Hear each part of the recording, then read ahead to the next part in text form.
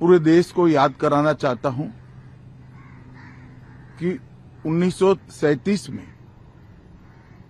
Congress party ने मुस्लिम appeasement के लिए वंदे मातरम के 2 टुकड़े कर देश के विभाजन की नींव डाली थी और वहीं से 2 राष्ट्र के सिद्धांत को ताकत मिली थी और अंततोगत्वा देश का विभाजन हुआ और पाकिस्तान का जन्म हुआ था। आज जब वो ऐतिहासिक गलती को वंदे मातरम के गीत के प्रागट्य के 150वें साल में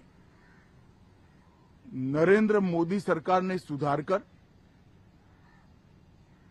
बंकिम बाबू की ये अमर कृति को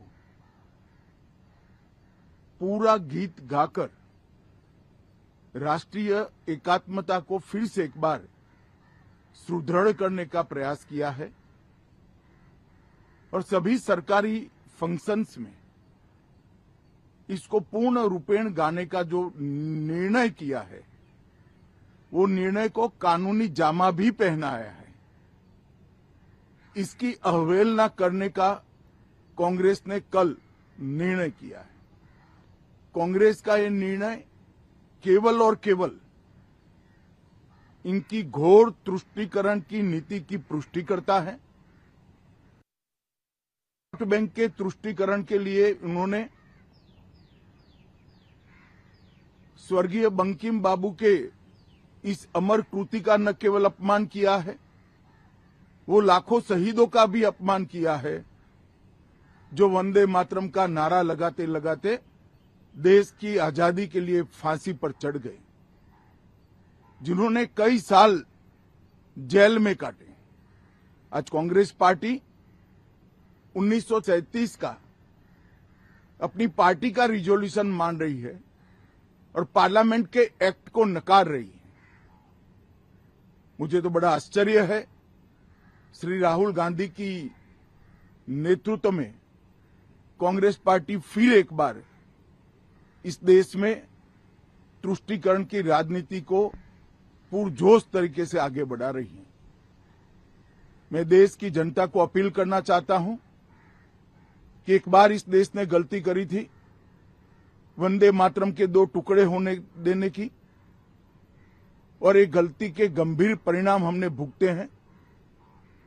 अब देश की जनता एकजुट हो और कांग्रेस पार्टी के इस फैसले के खिलाफ आवाज बुलंद करे कि अब इस देश में तुष्टीकरण की राजनीति नहीं चलेगी।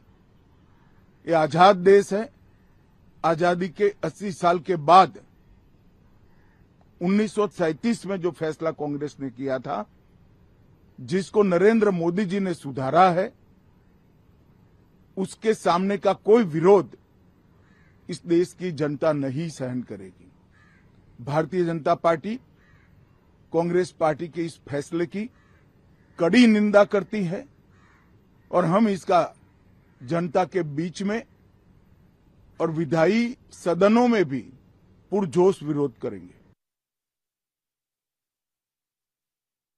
तो कांग्रेसे देश विरोधी निर्णय लीधो અને વંદે માતરમના 2 ટુકડા કર્યા। આ વાત કેન્દ્રીય ગૃહમંત્રી અને સહકારિતા મંત્રી અમિતભાઈ શાહ દ્વારા કરવામાં આવી છે। સાથે જ તેમણે કહ્યું કે કોંગ્રેસે લાખો શહીદોનું અપમાન કર્યું છે। રાહુલ ગાંધીના નેતૃત્વમાં કોંગ્રેસે તૃષ્ટીકરણની રાજનીતિ કરે છે।